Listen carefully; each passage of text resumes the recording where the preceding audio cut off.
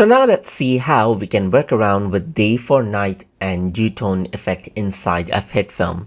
So over here you can see that I have a clip right here, and in order to apply the day for night and dew tone effect, I'm going to go around under the effects tab right here.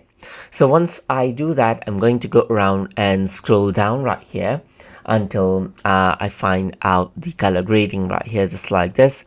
And here you can see that day for night is an option right here. So if I were to go around and click and drag this out right here, you can see that this is the day for night effect right here. So you can go around and add in the horizon right here, just like this, so that you can see that the image is darker right here, just like this. You can go around and go for heavy blue or natural light or sunrise right here, as you can see right here.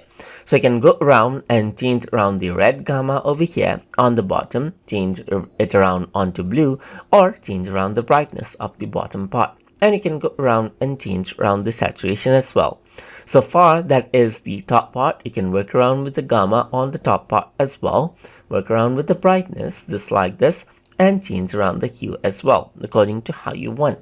So that is how you can utilize the day for night effect right here, and you can change around the time of the day. So apart from that, you got the dew tone effect as well. So if I were to go around over here and drag it on over here, then you got the dew tone effect right here.